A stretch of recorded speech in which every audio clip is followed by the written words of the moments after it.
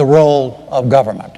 And let's see, role of government, and it is, you are first on this, Mr. President, and the question is this: do you believe, both of you, but you had the first 2 minutes on this, Mr. President, do you believe there's a fundamental difference between the two of you as to how you view the mission of the federal government?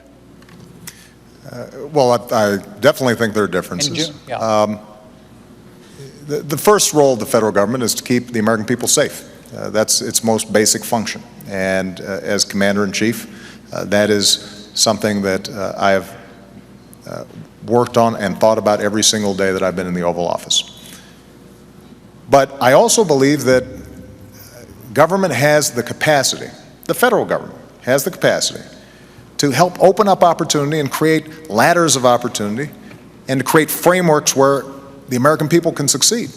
Look, the genius of America is the free enterprise system and freedom, and the fact that people can go out there and start a business, work on an idea, make their own decisions. But as Abraham Lincoln understood, there are also some things we do better together.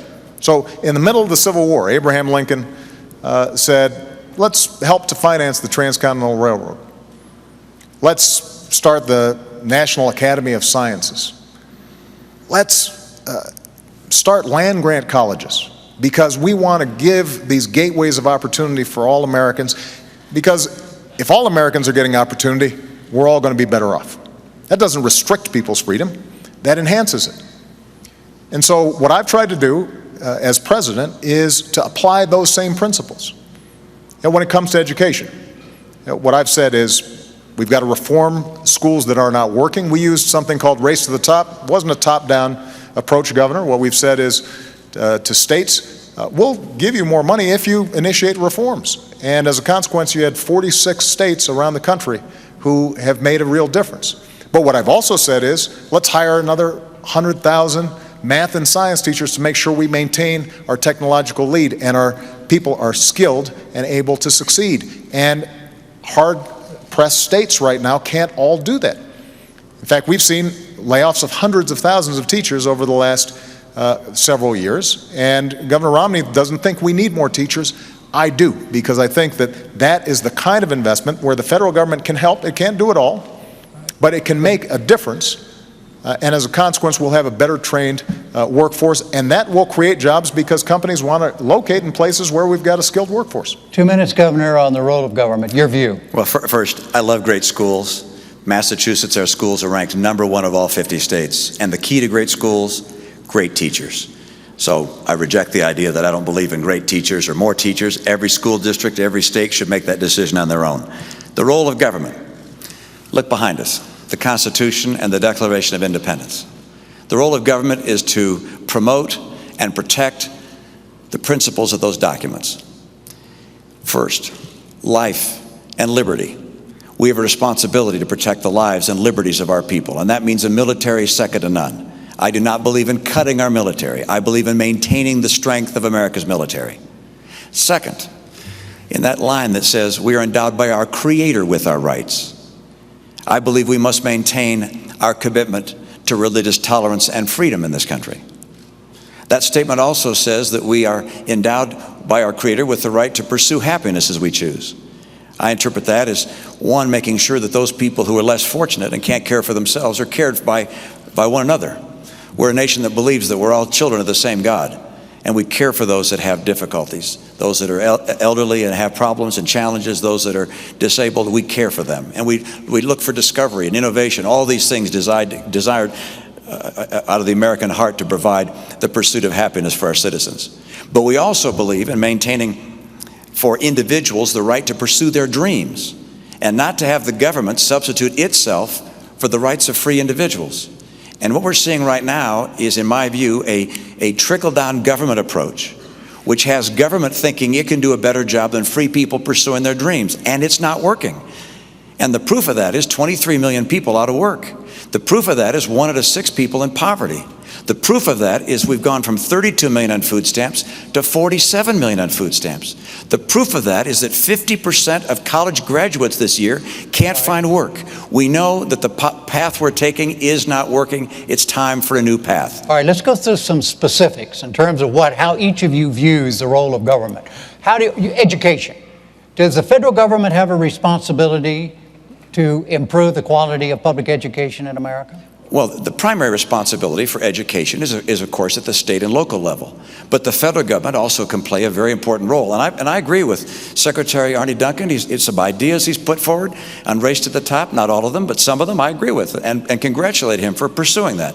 The federal government can get local and state schools to do a better job. My own view, by the way, is I've added to that. I happen to believe I want the kids that are getting federal dollars from IDEA or Title I. These are disabled kids or poor kids or lower income kids, rather. I want them to be able to go to the school of their choice. So all federal funds, instead of going to the state or to the school district, I'd have go, if you will, follow the child and let the parent and the child decide where to send their student.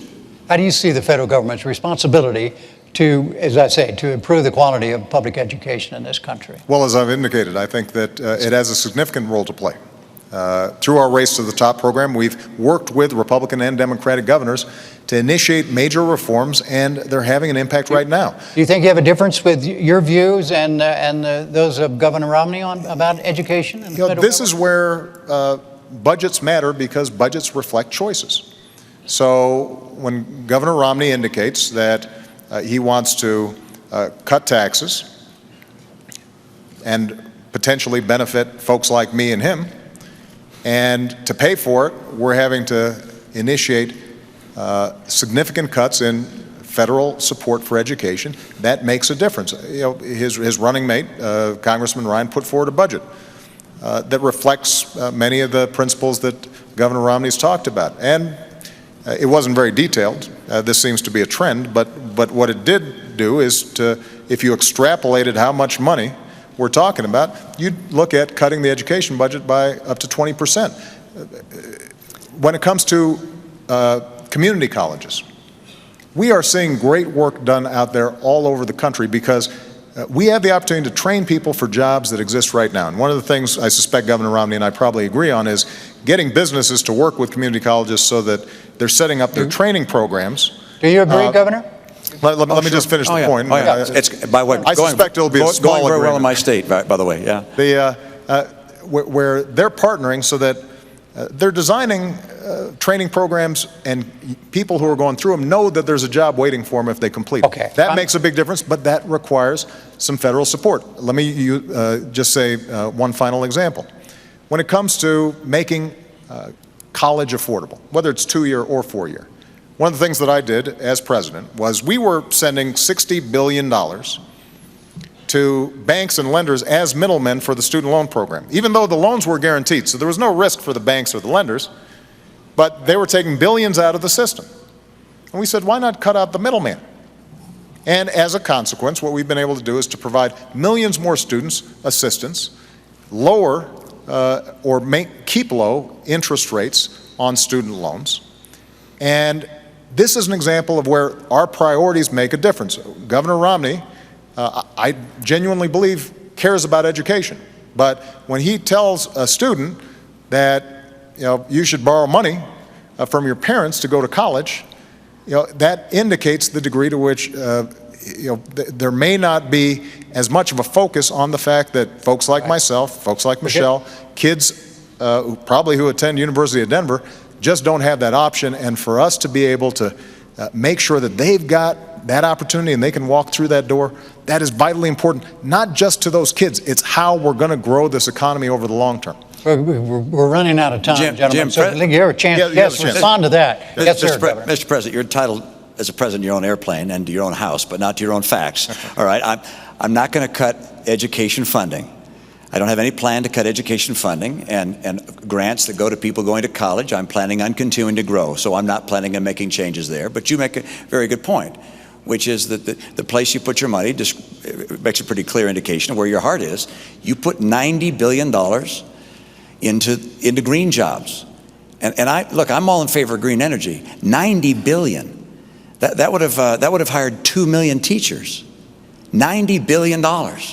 And these businesses, many of them have gone out of business. I think about half of them, of the ones that have been invested in, have gone out of business. A number of them happen to be owned by people who are contributors to your campaigns. Look, the right course for America's government, we're talking about the role of government, is not to become the economic player, picking winners and losers, telling people what kind of health treatment they can receive, taking over the health care system that has existed in this country for a long, long time and has produced the best health records in the world. The right answer for government is to say, how do we make the private sector become more efficient and more effective? How do we get schools to be more competitive? Let's grade them. I propose we grade our schools so parents know which schools are succeeding and failing, so they can take their child to a school that's being more successful. I don't want to cut our commitment to education. I wanted to make it more effective and efficient. And by the way, I've had that experience. I don't just talk about it.